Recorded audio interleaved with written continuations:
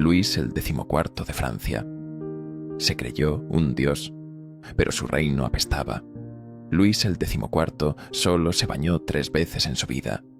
Su piel adquirió un tono verdoso, y su fetiche con los excrementos lo llevaba a defecar frente a su corte mientras discutía política.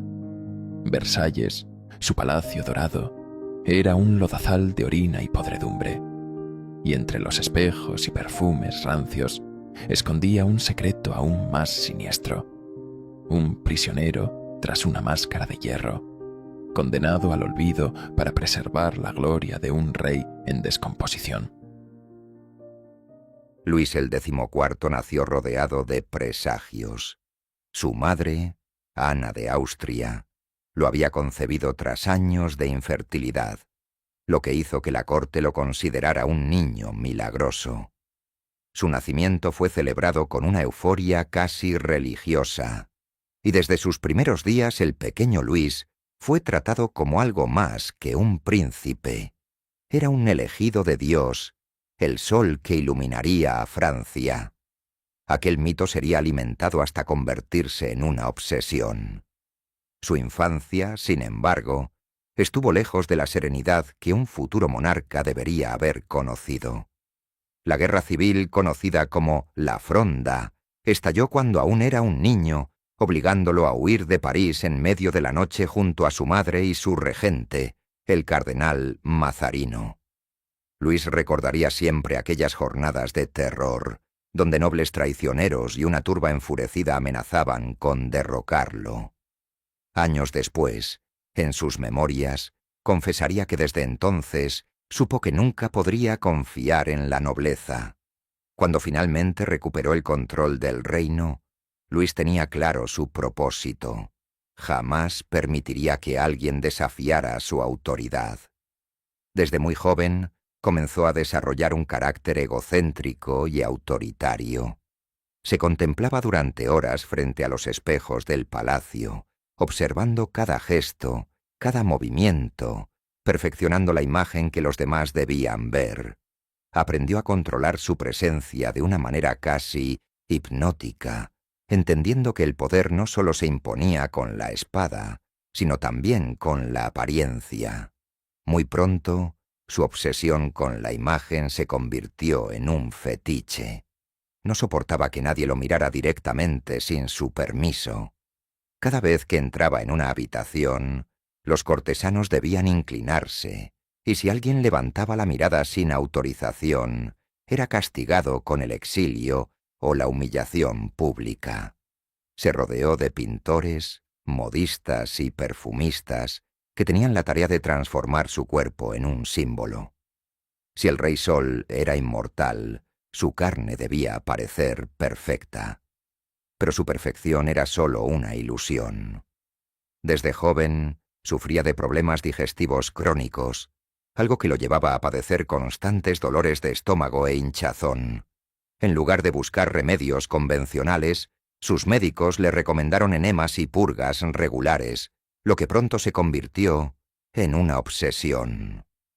Luis llegó a recibir hasta 40 enemas al mes, muchas veces en medio de reuniones oficiales. Creía que la limpieza interna era un signo de pureza, y no tenía reparo en discutir asuntos de estado mientras sus médicos insertaban tubos de marfil en su recto para purgarlo. A los 14 años, Luis el XIV ya era el centro de la corte. Su primera gran amante, Olympe Mancini, lo describió como un joven que irradiaba una sensualidad oscura, un hombre que disfrutaba del placer de ser observado. Los rumores sobre su insaciable apetito sexual se esparcieron rápidamente por Versalles. Pero lo más inquietante era que el monarca no se conformaba con el placer privado. Debía convertir cada aspecto de su vida en un espectáculo de poder. Cuando asumió el trono a los 22 años, proclamó su famosa frase: «L'État, c'est moi». El Estado soy yo. La frase no era una metáfora. Luis el XIV creía genuinamente que su cuerpo y su reino eran una misma entidad, que él era el centro del universo. No era simplemente un rey, era un dios viviente y todos debían venerarlo. Con esta mentalidad comenzó la transformación de Versalles, un palacio que no solo simbolizaría su grandeza, sino también su absoluto control sobre la nobleza. Allí diseñó un mundo donde cada detalle, cada mirada y cada gesto estuvieran sujetos a su voluntad. Pero junto con su esplendor, Versalles se convertiría en el escenario de sus excentricidades más grotescas, de sus rituales de dominación y de la inmundicia que escondía su reinado dorado. La imagen del dios viviente había sido creada. Pero lo que el mundo aún no sabía era que detrás del brillo del rey sol se ocultaba la decadencia, el exceso y una mente que lentamente comenzaría a descomponerse en su propia locura. Versalles fue concebido como el templo del poder absoluto, el símbolo de un monarca que no respondía ante nadie más que Dios. Luis el XIV ordenó su construcción con un propósito claro: alejar la corte de París, donde los nobles podían conspirar contra él, y encerrarlos en un mundo donde cada movimiento debía girar en torno a su persona. En sus salones dorados, en sus jardines meticulosamente diseñados, el rey se elevó por encima de todos. Pero lo que parecía ser la joya más resplandeciente de Europa ocultaba una realidad grotesca y repugnante. Versalles no tenía suficientes baños. Con más de 10.000 habitantes, el palacio se convirtió rápidamente en un vertedero humano. Los pasillos y jardines estaban impregnados de orina y excrementos, los nobles defecaban en los rincones, los criados arrojaban los desechos por las ventanas. En las noches de verano, el hedor en los pasillos era insoportable. Luis el XIV, sin embargo, no parecía molesto por la fetidez. Su propia relación con la higiene y las necesidades corporales era tan excéntrica como su reinado.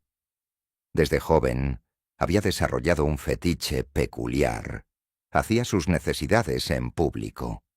Mientras sus ministros le presentaban informes de guerra o discutían tratados, el monarca se sentaba en su trono de latón, una especie de orinal real colocado en medio de su salón. Defecaba sin prisa, sin interrumpir la conversación, mientras los cortesanos debían fingir indiferencia. No solo toleraban la escena, sino que muchos la imitaban, buscando la aprobación del rey. Pronto se volvió común ver a duques y marqueses orinando en los rincones de los salones de Versalles, demostrando su devoción con la más absurda de las humillaciones. Luis el XIV se bañó solo 3 veces en toda su vida, convencido de que el agua traía enfermedades. En lugar de lavarse, se cubría con perfumes tan intensos que llegaban a marear a quienes se acercaban demasiado. Su piel, sin embargo, comenzó a acumular años de suciedad, se oscureció y adquirió un tono verdoso, algo que nadie se atrevía a mencionar. Sus ropas estaban impregnadas de sudor, orina y pus de llagas que nunca cicatrizaban. La única forma de aliviar el hedor era cambiarlas varias veces al día, pero incluso esto era insuficiente. Las damas de la corte no tenían mejor suerte. Sus vestidos eran diseñados con aberturas estratégicas para que pudieran orinar de pie sin necesidad de desvestirse. El suelo de los pasillos de Versalles se convertía en un lodazal de excrementos y lodo cuando llovía. En los jardines, los nobles defecaban detrás de arbustos o fuentes, mientras los sirvientes trataban de limpiar sin cesar aquel espectáculo grotesco. Pero la suciedad no era el único exceso de Versalles. También era un lugar donde la lujuria y la perversión corrían libres bajo la aprobación del monarca. Luis el XIV era un depredador de la belleza, un hombre que exigía ser rodeado de jóvenes doncellas y nobles dispuestas a satisfacer sus caprichos. Organizaba fastuosos banquetes donde los cuerpos de las mujeres se convertían en parte de la decoración. En más de una ocasión, ordenó que sus amantes se recostaran desnudas sobre mesas cubiertas de frutas y flores, mientras los cortesanos cenaban a su alrededor, obligados a admirarlas sin tocar. Se obsesionó con la virginidad y la pureza, exigiendo que los médicos examinaran a las jóvenes antes de permitirles acercarse a su alcoba. Quería ser el primero en todo, incluso en marcar los cuerpos de sus amantes. Si alguna osaba desafiar su dominio yaciendo con otro hombre, era desterrada de la corte en el mejor de los casos. En el peor, su vida se desmoronaba en escándalo y humillación. Pero lo que más perturbaba a quienes lo rodeaban no eran sus deseos carnales, sino su placer en el control absoluto. Nada ocurría en Versalles sin que el monarca lo aprobara. Cada amorío, cada traición, cada nacimiento e incluso cada muerte debían pasar primero por su mirada. Se decía que disfrutaba observando el sufrimiento de los demás, que encontraba placer en la desesperación de quienes dependían de su favor. Mientras sus ministros firmaban tratados que definirían el futuro de Europa, mientras la corte se postraba ante su magnificencia, Versalles se pudría lentamente bajo el peso de la inmundicia y el exceso. Y en el centro de todo, sentado en su trono dorado y perfumado, el rey Sol sonreía, convencido de que su reinado era eterno. Pero fuera de los muros de su palacio, Francia comenzaba a descomponerse con él. Y pronto, su paranoia lo llevaría a descubrir un secreto que jamás debía salir a la luz. Un secreto oculto tras una máscara de hierro. Desde las sombras de la historia de Luis el XIV, emerge un misterio que ha desconcertado a generaciones. El hombre de la máscara de hierro. Un prisionero envuelto en el anonimato absoluto, cuya existencia fue cuidadosamente eliminada de los registros oficiales, pero cuya silueta sigue acechando los rincones más oscuros del reinado del Rey Sol. En lo más profundo de la prisión de la Bastilla, en los calabozos húmedos de Pignerol y la isla de Santa Margarita, un hombre vivió encerrado durante 34 años sin que nadie supiera su identidad. Jamás se le permitió mostrar el rostro. Su carcelero, el temido Benign d'Auvergne de Saint-Mars, tenía órdenes directas de Luis XIV. Si alguien veía su cara, debía ser ejecutado de inmediato. Los guardias no podían hablarle, y cualquier comunicación con el mundo exterior era censurada y destruida en el acto. Pero, ¿quién era este prisionero cuyo rostro debía ser ocultado incluso en la muerte? Las teorías sobre su identidad han alimentado innumerables conspiraciones. Algunos historiadores sugieren que se trataba de un noble que conocía un secreto capaz de destruir la monarquía francesa. Otros creen que era un hermano gemelo de Luis el XIV, nacido en la sombra y encerrado de por vida para evitar una lucha dinástica. Esta idea, inmortalizada por Voltaire y Alejandro Dumas, sugiere que Ana de Austria, la madre del rey, había dado a luz a mellizos, pero que solo uno podía gobernar. El otro fue condenado a vivir como un espectro, olvidado por la historia. Otras teorías apuntan a que era un amante secreto de la reina madre, un hombre cuyo linaje bastardo representaba una amenaza para el trono. O tal vez, un diplomático o espía que había descubierto un pecado monstruoso de la corona, algo tan impensable que Luis XIV prefirió destruir su identidad antes que arriesgarse a que la verdad saliera a la luz. Lo que es innegable es que el rey temía a este hombre más que a cualquier enemigo en el campo de batalla. Su encierro no fue solo un castigo, fue un borrado sistemático de su existencia. Se aseguraron de que no dejara testimonio alguno, de que su voz no fuera escuchada, ni su nombre pronunciado. Cada prisionero que compartió celda con él fue ejecutado poco después. Cada carta interceptada fue quemada, y su cuerpo, al morir, fue enterrado en una tumba sin nombre. Algunos rumores afirmaban que la máscara no era de hierro, sino de terciopelo negro, usada para evitar llamar la atención. Pero otros aseguraban que el metal era real, frío y pesado, una prisión dentro de otra prisión. Se decía que el hombre lloraba en las noches, que murmuraba palabras en un idioma que los guardias no entendían, que golpeaba las paredes con sus puños hasta sangrar. Saint-Mars, el hombre encargado de vigilarlo, era un carcelero implacable. Se enorgullecía de su lealtad al rey y aseguraba que ni siquiera él sabía la identidad de su prisionero. Su única tarea era mantenerlo con vida, pero sin dignidad, sin identidad, sin rostro. Luis el XIV rara vez hablaba de él. Cuando algún ministro mencionaba su existencia en voz baja, el rey Sol simplemente sonreía con frialdad y cambiaba de tema. No necesitaba explicaciones. En su mundo bastaba su voluntad para borrar a alguien del tiempo y la memoria. Sin embargo, el miedo lo atormentaba. En sus últimos años, cuando su cuerpo se descomponía y sus sueños eran invadidos por sombras, veía la máscara en sus pesadillas. La imaginaba flotando en la oscuridad, acercándose lentamente a su cama, como si su prisionero, aquel que nunca fue más que un número sin nombre, viniera a reclamar lo que le habían robado.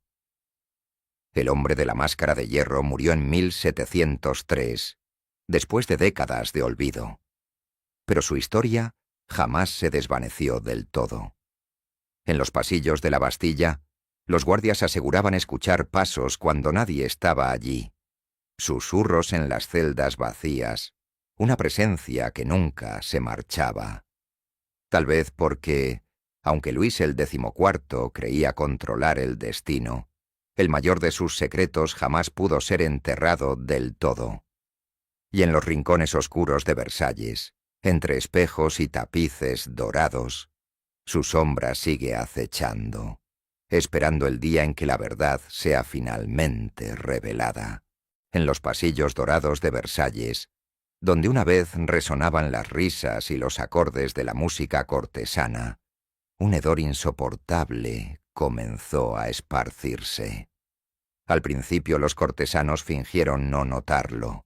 Era impensable sugerir que el rey Sol, la imagen de la grandeza, pudiera ser víctima de la misma putrefacción que sus súbditos comunes.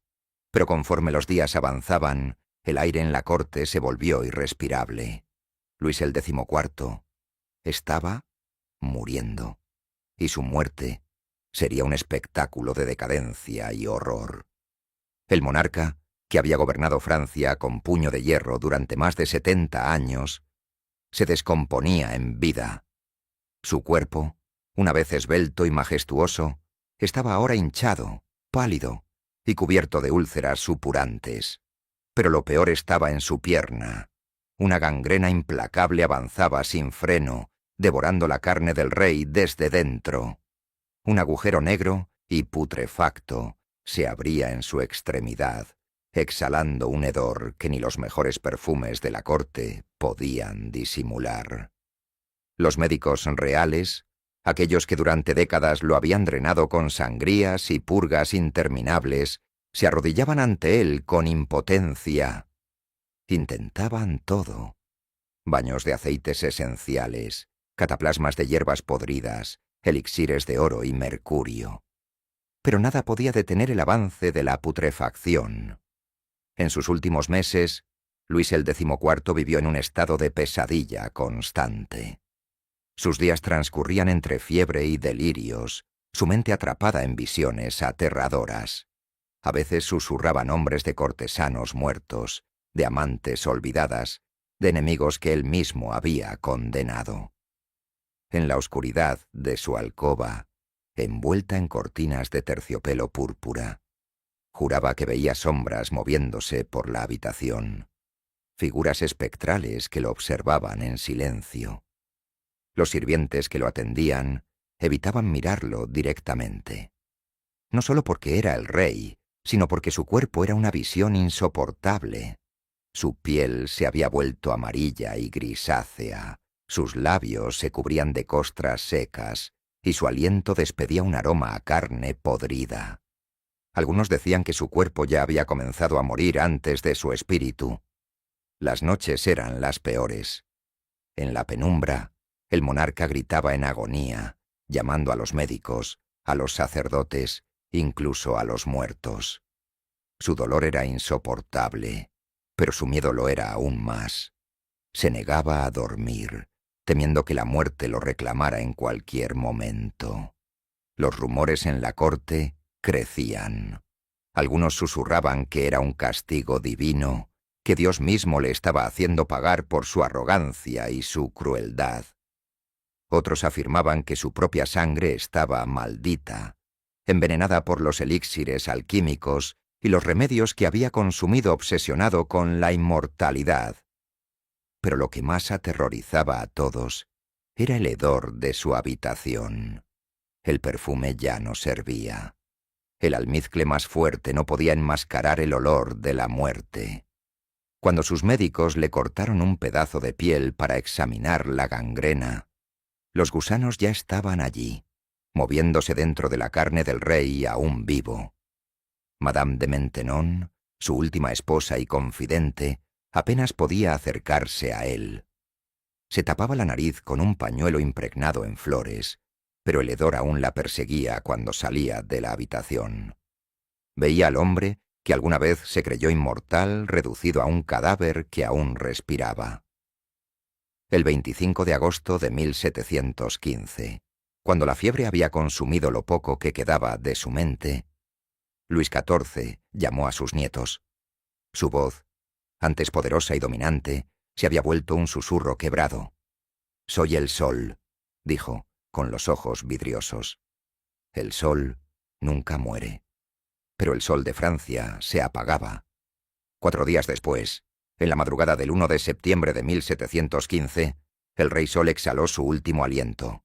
Su rostro quedó congelado en una mueca de terror, como si hubiera visto algo en sus últimos momentos que nadie más podía percibir. La corte entera quedó en silencio, y luego una ola de alivio recorrió Versalles. La muerte del monarca no trajo la tristeza esperada. Los cortesanos, que habían vivido bajo su yugo, susurraban entre sí, casi con júbilo. Por primera vez en más de 70 años, Francia estaba libre de la voluntad absoluta de un solo hombre, pero el horror no terminó con su muerte. Cuando intentaron embalsamar su cuerpo, descubrieron que la putrefacción avanzaba más rápido de lo normal. Sus órganos estaban completamente deshechos, sus intestinos convertidos en una masa gelatinosa de carne oscura. El cadáver tuvo que ser sellado en un ataúd de plomo, porque el hedor era insoportable incluso en la tumba. En la catedral de Saint-Denis, donde fue enterrado, su funeral se llevó a cabo en un ambiente de incomodidad y disgusto. La gente evitaba acercarse demasiado al féretro, y cuando finalmente lo bajaron a la cripta, se escuchó un crujido, como si la madera del ataúd estuviera cediendo bajo el peso de la descomposición. El rey Sol, que había vivido entre el esplendor y la pompa, descendió a la oscuridad con la carne podrida y el alma temblorosa. Y en los años venideros, cuando los sirvientes recorrían los pasillos vacíos de Versalles, algunos juraban que aún podían percibir el hedor de la muerte en la habitación donde murió. La muerte de Luis el XIV marcó el final de una era, pero su sombra aún se cernía sobre Versalles. El rey que se había comparado con Apolo, el dios del sol, ahora yacía enterrado en la penumbra de la cripta real de Saint-Denis. Sin embargo, su espíritu, su legado y los horrores de su reinado seguían aferrados a los muros del palacio, como un veneno imposible de erradicar. En los días siguientes a su muerte, la corte esperaba que la solemnidad y el luto se apoderaran de Francia, pero lo que realmente se sintió fue un alivio sofocado, una liberación silenciosa. Los cortesanos que habían pasado décadas adulándolo ahora respiraban con menos miedo. Algunos incluso dejaron escapar sonrisas furtivas en los pasillos de Versalles. Por primera vez en más de 70 años, La voluntad del Rey Sol ya no dictaba cada aspecto de la vida en Francia. Sin embargo, algo no estaba bien. Los sirvientes que trabajaban en el palacio comenzaron a susurrar historias aterradoras.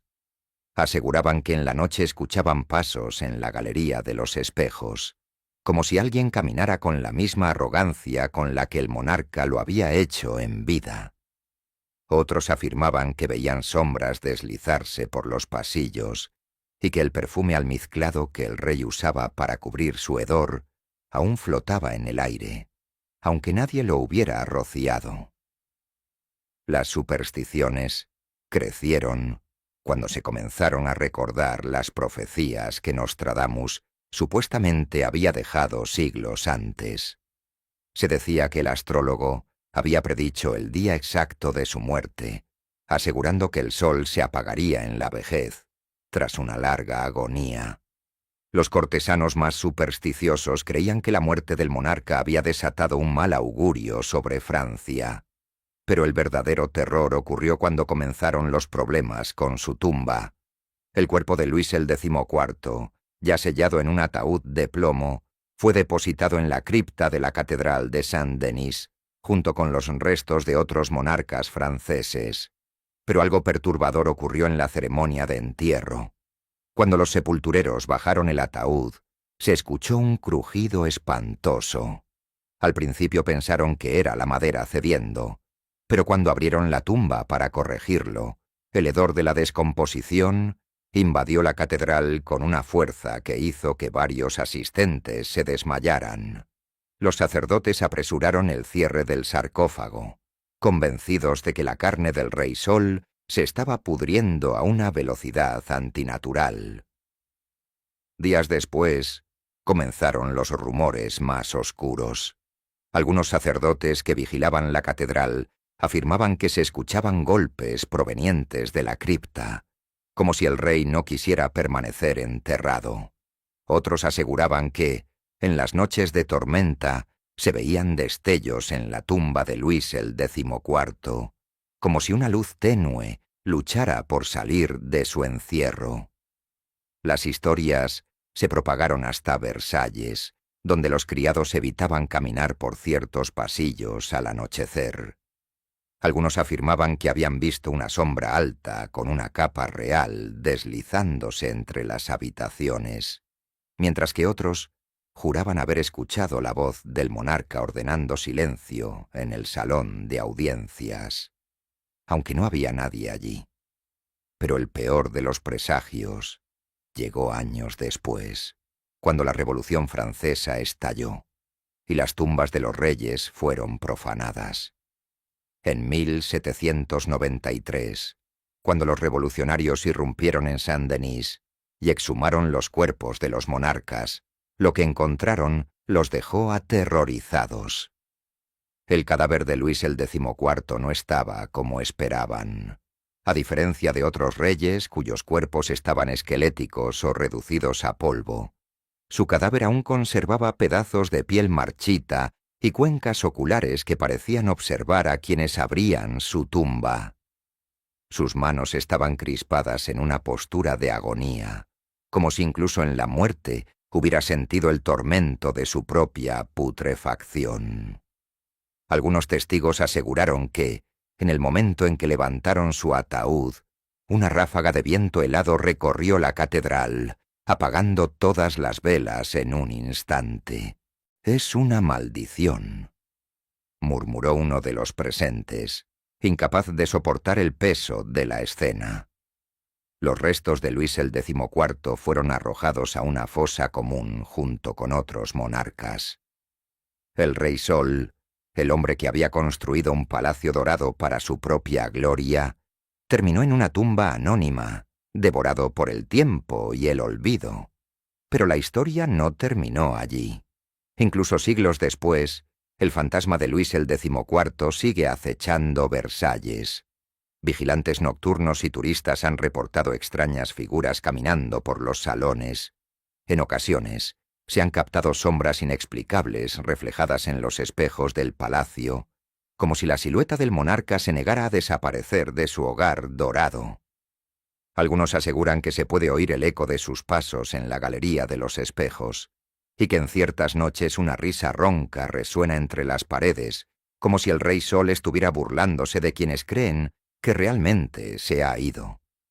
Pero lo más inquietante es el aroma, porque aunque han pasado más de 3 siglos desde su muerte, hay quienes dicen que en los pasillos más oscuros de Versalles aún se percibe un olor penetrante de almizcle, perfume rancio y carne en descomposición.